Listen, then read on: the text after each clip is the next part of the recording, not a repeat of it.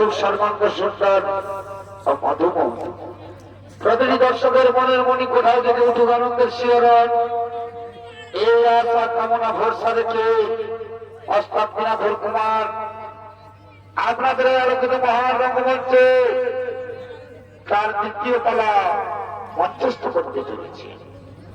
তার সেই পালা হল ঐতিহাসিক, পৌরাণিক এবং বর্তমান পরিস্থিতিকে কেন্দ্র করে এই পালাটি আপনাদের আলোকিত মহান রঙ্গমঞ্চ মঞ্চস্থ করতে চলেছে।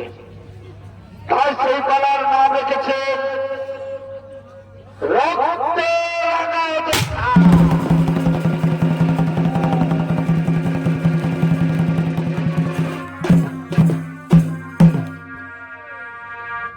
এদিকে ত্রেতাযুগে ভগবান শ্রীরামচন্দ্র জন্মগ্রহণ করেছিলেন অযোধ্যার রাজা দশরথের জ্যেষ্ঠ পুত্র রামচন্দ্র লোকে।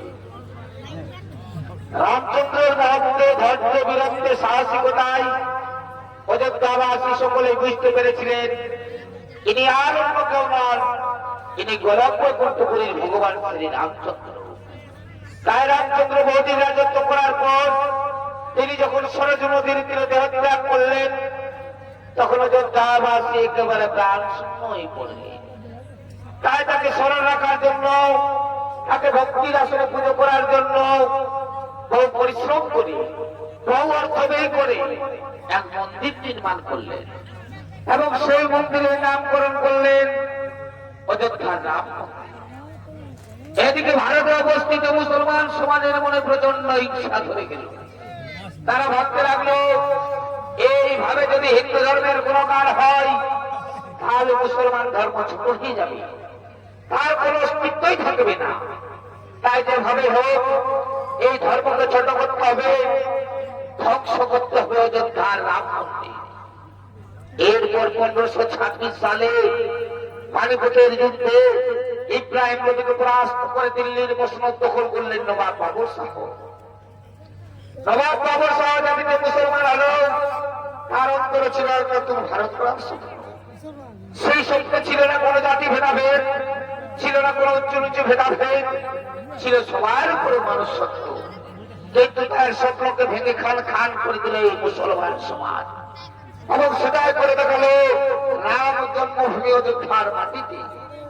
রামনবমীর পুজোর দিন যখন সমস্ত হিন্দু সমাজ রামনবমীর পুজো মেতে উঠেছে, ঠিক সেই সময় সশস্ত্র আগ্নেয়াস্ত্র নিয়ে মন্দির আক্রমণ করে ফেলল। শুধু তাই নয়, মন্দিরের সমস্ত বিগ্রহ ভাঙচুর করে দিয়ে বহু মানুষকে খুন করতে লাগলো। কারো হাত কেটে, কারো পা কেটে, কারো চোখ উপড়ে দিয়ে খুনের দরিয়া বয়ে দিল অযোধ্যার রাম মন্দিরে।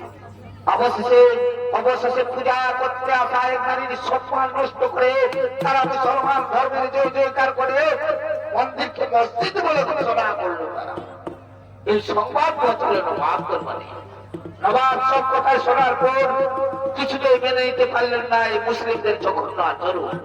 তাই উপযুক্ত বিচার করলেন, মৃত্যুদণ্ড দিলেন ওই জঘন্য কাজের মানুষগুলোকে এবং প্রমাণ করলেন সবার উপরে মানুষ সত্য, তাহার উপরে না। তার মাননীয় দর্শক মন্ডলী, এই বাস্তব কাহিনী জানার জন্য আমরা যাই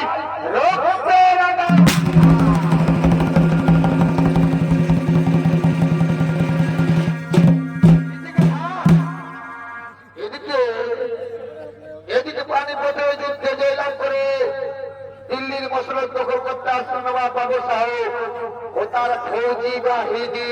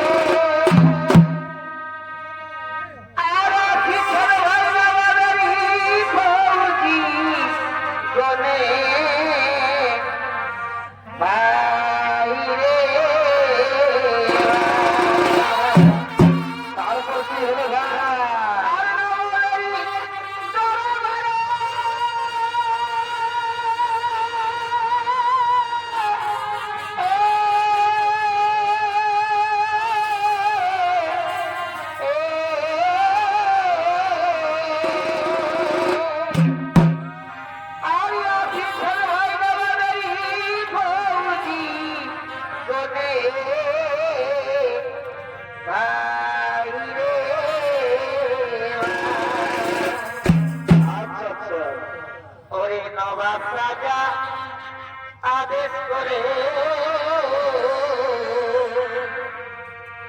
ওরে নবাব রাজা আদেশ করে তারা অমান্য করে, তারা অমান্য করে।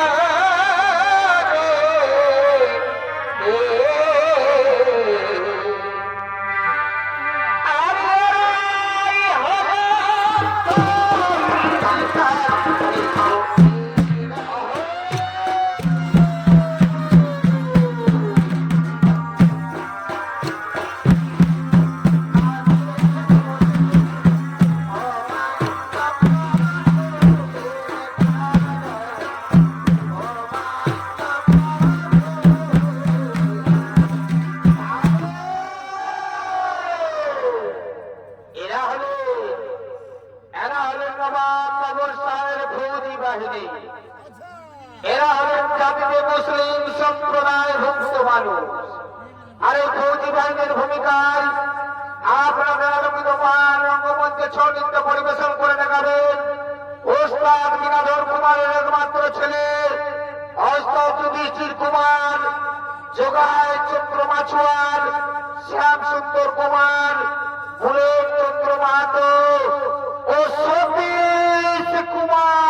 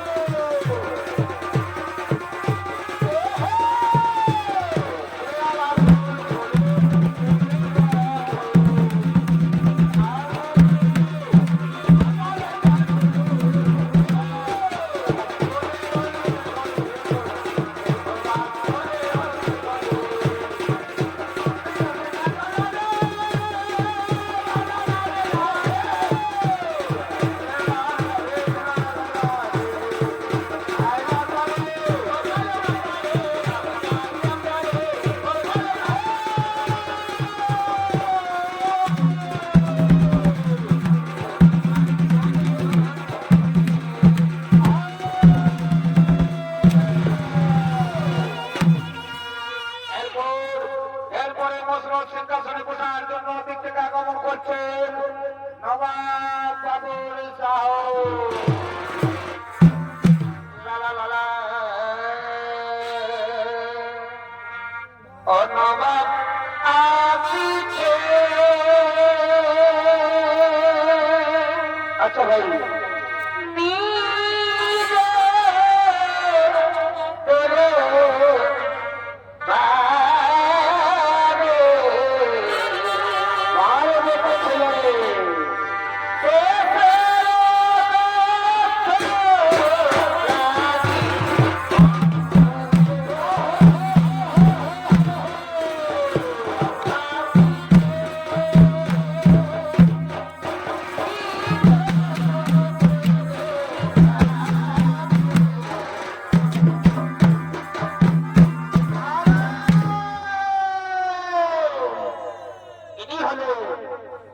ইনি হলেন মোগল সাম্রাজ্য প্রতিষ্ঠাতা নবাব বাবুল শাহ।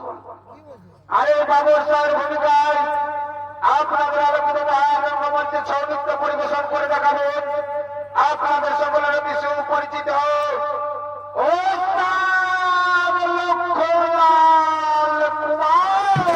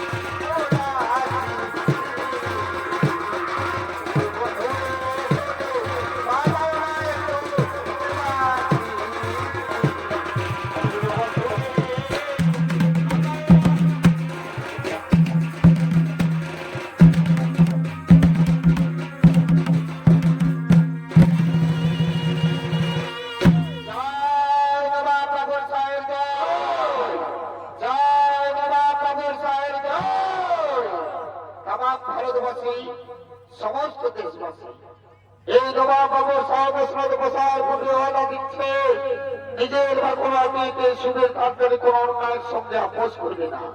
প্রয়োজনে তার নাম কুরবানি দিয়ে দেশ ও দেশের মর্যাদা রক্ষা করবে। তাই আজ থেকে কয়েকটি করে গ্রাম মিলিত করা হলো একটি পরগনা, আর সেই পরগনার দায়িত্ব থাকবে আমার বিশ্বাস ভাজন তহসিলদার। তারাই করবে সেখানকার মানুষের ভালো মন্দের বিচার, তারাই হবে সেখানকার মানুষের সুখ দুঃখের সাথী। প্রয়োজনে জটিল সমস্যার সমাধান করতে যাবে নিজে এই নবাব বাবর সহ বীর মোহাম্মদ নুর আজম সাহেব, বাকবির খান, উদয়পুর সহ পরগনা। তাই এই পরগনায় তোমাদের দুজনকে দায়িত্ব দেওয়া হলো। আশা করি আমার নিয়ম মোতাবেক কাজ যেন হয়। যে হুকুম জনাব ইয়াদ রাখবে বাকবির খান। এই নবাব বাবর সাহেবের নয়া কানুন, নয়া হুকুম, নয়া কানুন।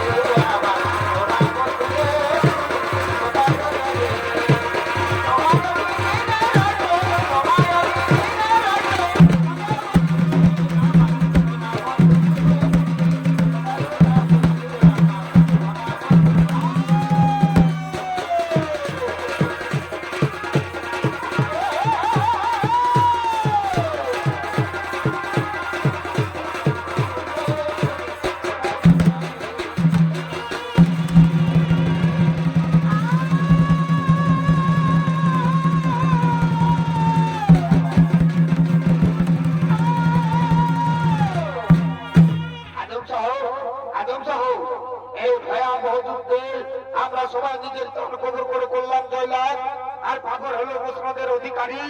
এই কাজ আর আমরা হলাম তার তহসিলদার। এই কাজ আমার একেবারে মোটে পছন্দ নয় আজম সাহেব, এই কাজ আমার একেবারে মোটে পছন্দ নয়। ধীরে ধীরে ডাকবে, ধীরে এই তহসিলদার থেকে আমরা হব ওই মসনদের অধিকারী। কিন্তু কিন্তু কিভাবে হব সেই মসনদের অধিকারী? শোনো, অযোধ্যা এখন আমাদের দায়িত্বে, সেখানে ঘটাবো হিন্দু মুসলমানের ভয়াবহ দাঙ্গা। আর সেই দাঙ্গায় যখন হিন্দুরা নবাব দরবারে ভিড় জমাবে, সেই অবসরে আমরা বাবরকে হত্যা করে আমরাই হব ওই মসনদের অধিকারী। কিন্তু কিন্তু কিভাবে ঘটাবো সেই ভয়াবহ দাঙ্গা? শোনো, এর জন্য প্রয়োজন অযোধ্যার বুদ্ধিমান বলরাম ঠাকুর। তাকে রক্তের লোক দেখিয়ে হত্যা করে মন্দির আক্রমণ করবো। মন্দির হবে মসজিদ, লাভ হবে মুসলিম সমাজে। নবাব চাইবে মুসলিমদের লাভ, হিন্দুরা চাইবে বিচার। অতএব সেখানে হবে আরেক ভয়াবহ দাঙ্গা। সেই অবসরে নবাবকে হত্যা করে আমরাই হব ওই মসনদের অধিকারী। এবারে চলো ওই বুদ্ধিমান বলরাম ঠাকুরের বাড়ি।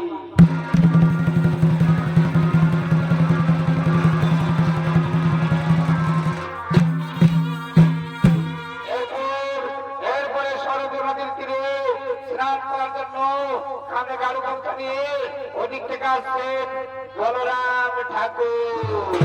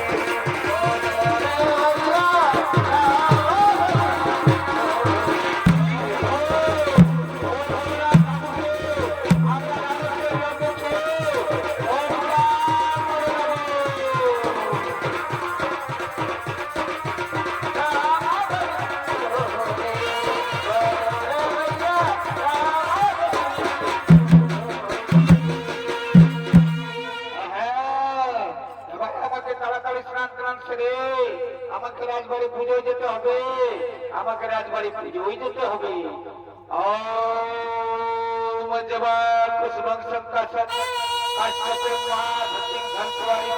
তুমি দিবা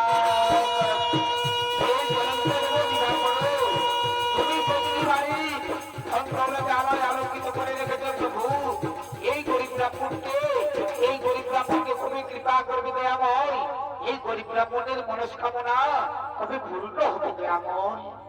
আমরা আমরা তোমার মনস্কামনা পূর্ণ করবো বলরাম ঠাকুর। কে? নুরাজং সহ পাকনির খা। হ্যাঁ, আমরা আমরা তোমার হাতে রাজত্ব তুলে দিতে এসেছি বলরাম ঠাকুর। যদি যদি আমাদের কথা মতো তুমি চলো, আমি আমি রাজা হব। বেশ বেশ, আমি আমি আমি রাজি। বলো বলো কি কাজ করতে হবে আমার? শোনো, রাম মন্দিরের পুজোর দিন আমরা সশস্ত্র অবস্থায় মন্দির প্রবেশ করার পর তুমি প্রতিটি জানলা দরজা বন্ধ করে দেবে। আর ওই উদয় নারায়ণকে হত্যা করবো আমরা। আর তুমি পাবে ওই উদয় নারায়ণের রাজত্ব, আর আমরা পাবো ওই মন্দির। বলো তুমি রাজি? আমি আমি একেবারে রাজি, আমি আমি একেবারে রাজি। তাহলে এসো, তাহলে এসো বলরাম ঠাকুর, আমাদের সঙ্গে তুমি হাতে হাত মেলাও, আমাদের সঙ্গে তুমি হাতে হাত মেলাও।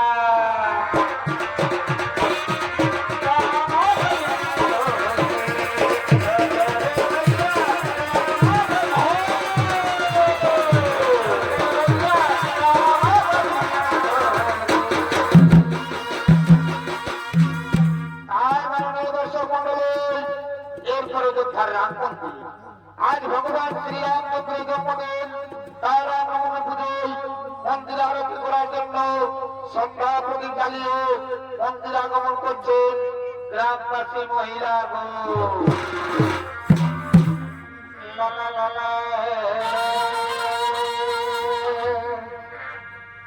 রামা রামা রতে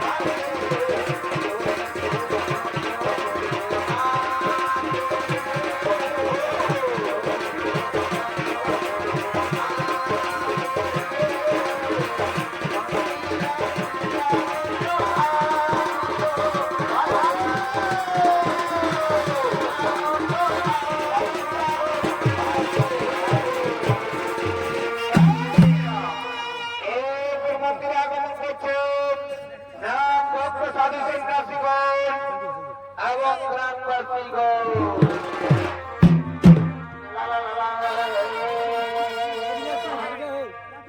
সাধু সন্ন্যাসী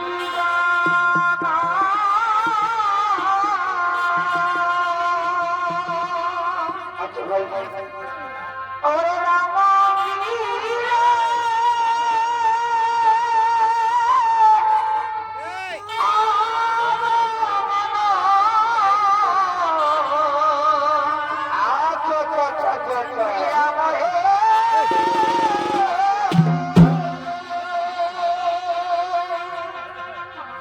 সাধু সন্ন্যাসী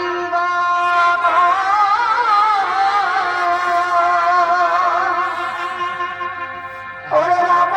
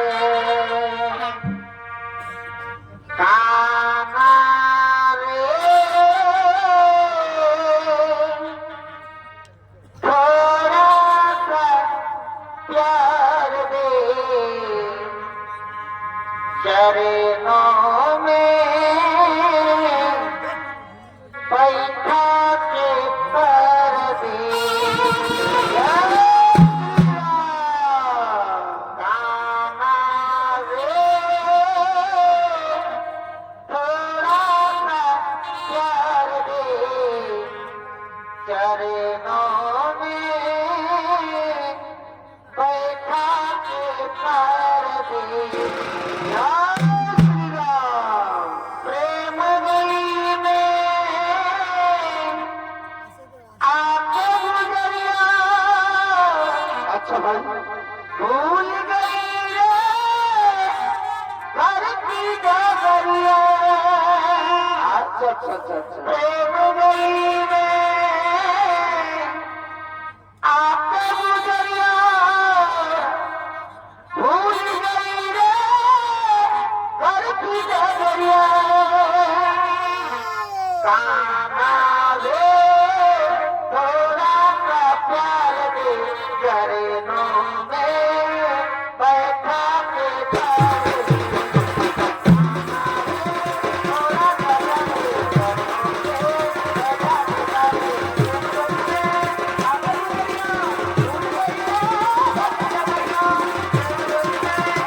बैठा के कर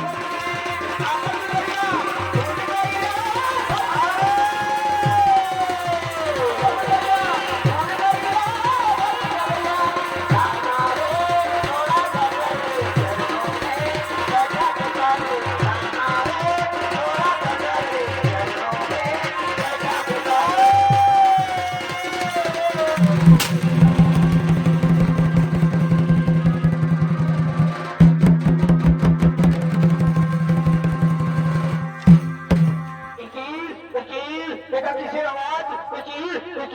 এটা কিসের আওয়াজ? এটা এটা হলো খুলির আওয়াজ। পূজা বন্ধ করে এখন আমরা আজান দিয়ে নামাজ পড়বো। আল্লাহ আল্লাহ সাবধান সাবধান করবে। এটা মসজিদ নয়, এটা মন্দির। মন্দিরকে আমরা মসজিদ বানিয়ে দেবো আর মন্দিরের পুতুলগুলোকে ভেঙে দেবো। আর যদি কেউ বাধা দেয় তাহলে আমরা বিধর্মী মুসলমানের দল, এগুলি আমাদের দেবতা। এই দেবতার বুকে আমরা প্রাণ প্রতিষ্ঠা করি।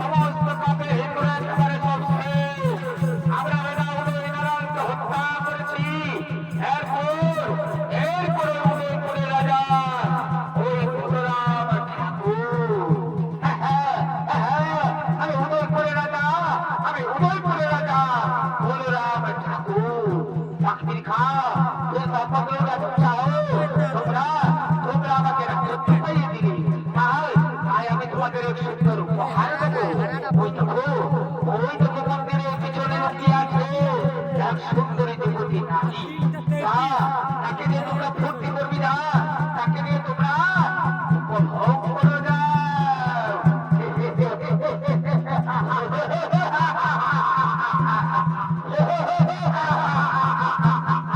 এসো এসো সুন্দরী, আমাদের বুকে ধরা দাও তোমার রূপ, আমাদের কলিটাকে একেবারে ঠান্ডা করে দে।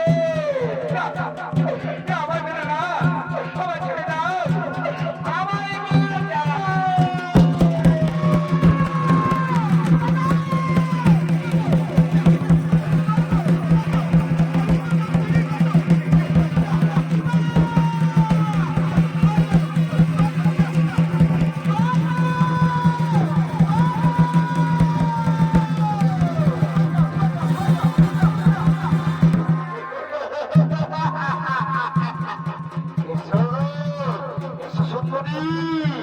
আমার বুকে ধরা দাও তোর মুখে বল, আমার কি দরিয়াকে একেবারে খোঁজ করে দে।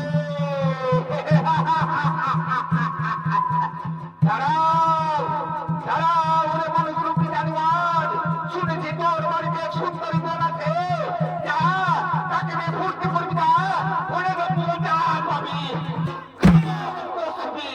আমি আমি তোর শরীরে আমি আমার নাম বসিয়ে দেব।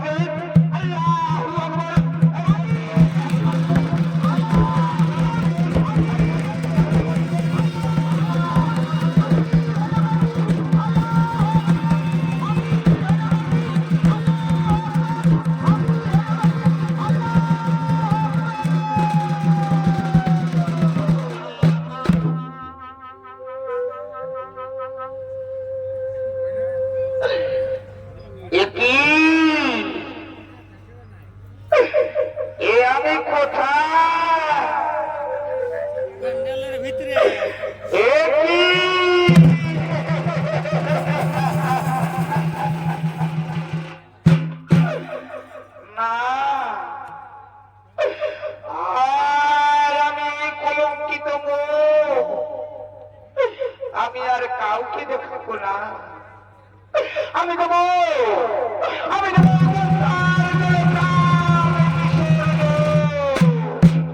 দাঁড়াও দাঁড়াও, এই বাবুর সাহের পুত্র হুমায়ুন সাহের চোখের সামনে কোন মা বহিনের প্রাণ নষ্ট হতে দেব না। কি আবার এসেছিস, আবার বুঝি আমার সম্মান দিয়ে চিনিমিনি খেলতে চাস? না রে ভাই, এই দুনিয়ায় সব মুসলমান বেঈমান নয়। তুই আমার হিন্দু বহিন আর আমি তোর ভাইজান। ওরে ওরে আমার হিন্দু বহিন, তোর এই অবস্থাকে করলো কে সে যাবে? আমি তাকে চিন্তা করি না ভাইজান।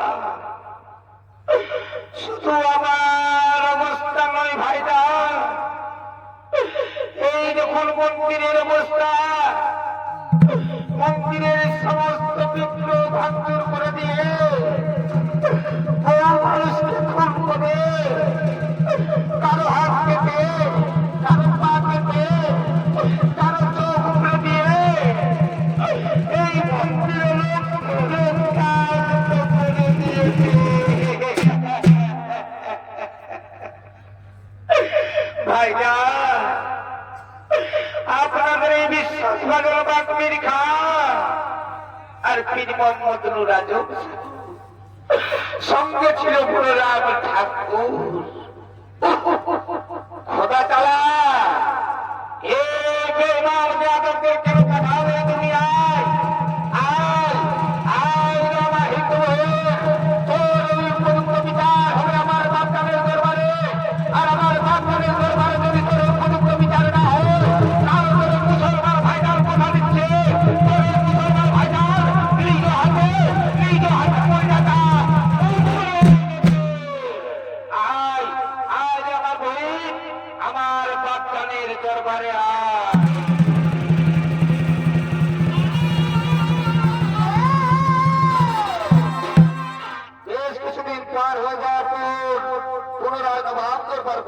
এসেছে।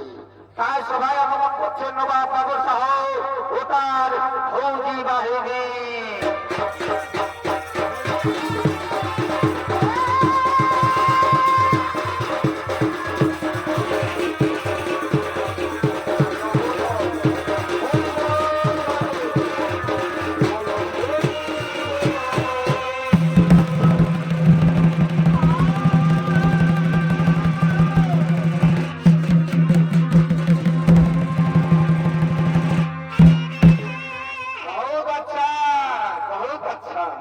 ফৌজি বাহিনী এবং তহসিলদারের কাছ থেকে আমি জানতে চাই আমার কাজের ফরমাইশ, আমি তার সঙ্গে জানতে চাই আমার নিয়ম মোতাবেক দেশবাসী বহাল তবিয়তে আছে কি না।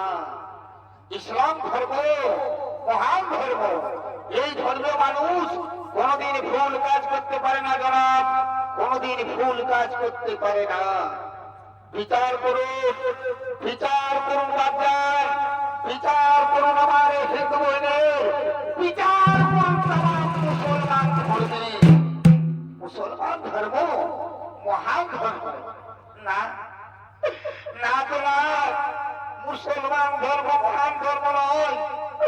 যে ধর্ম মানুষ পবিত্র হিন্দুর মন্দিরে প্রবেশ করে হিন্দুর সমস্ত বিগ্রহ ভাঙচুর করে দেয়, এমনকি লাখ লাখ হিন্দুকে খুন করে মন্দিরে রক্তাক্ত করে দেয়, এমনকি যে ধর্মীয় মানুষ আমার সম্মান নষ্ট করতে এতটুকু দ্বিধাবোধ করে না, সেই ধর্মীয় মানুষ কোনদিন মহান হতে পারে না জনাব, কোনদিন মহান হতে পারে না। বেটা হুমায়ুন, বেটা হুমায়ুন, এই হিন্দু বেটি যা বলছে তা কি সত্যি?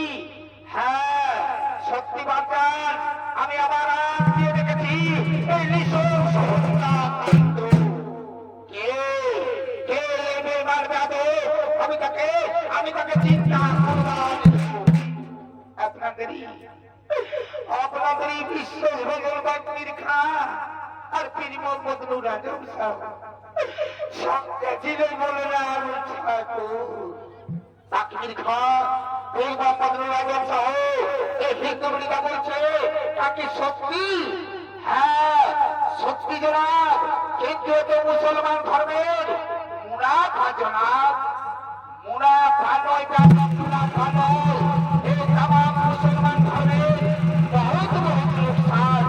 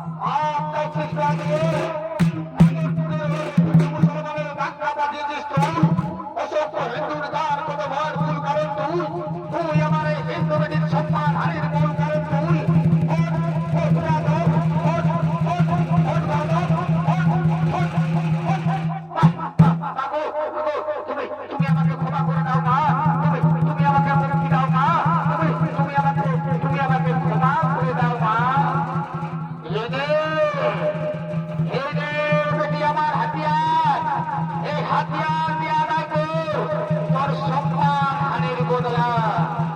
হ্যাঁ হ্যাঁ, আমি বদলা নেব, আমি আমার সম্মান হানির বদলা নেব, আমি আমার সম্মান হানির বদলা নেব, এই মন্ত্রীকে মন্ত্রী করার আমি বদলা নেব। হ্যাঁ হ্যাঁ, আমি বদলা নেব।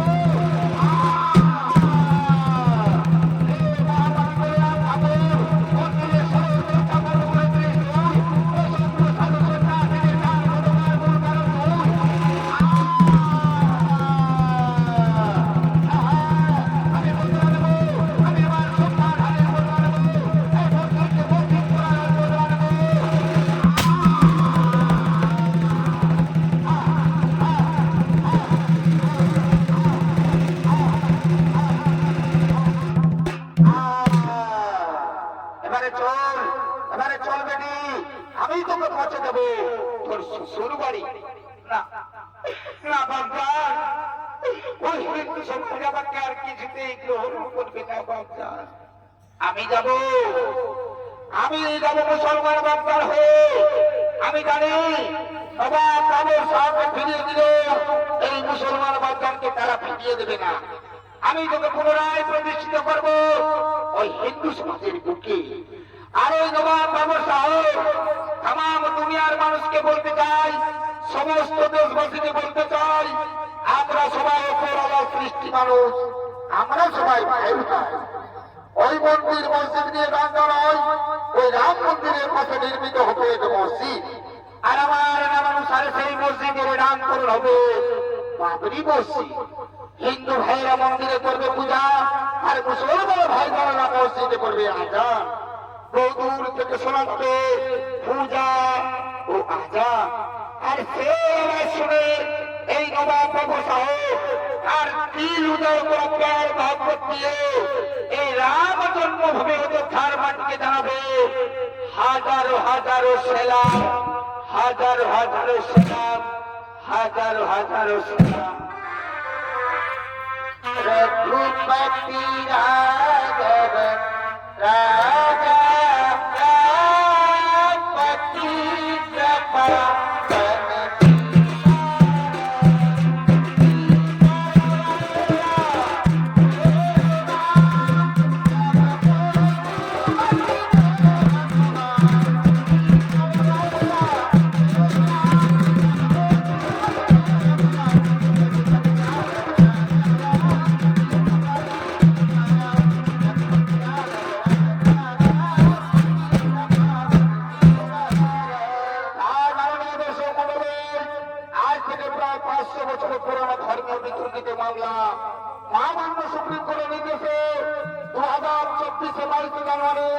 রাম মন্দিরে রামলালা প্রাণ প্রতিষ্ঠিত মহাসড়ম্বরে পালিত হল। তাই সকল সোনার হিন্দু ভাই বোনদের বলি,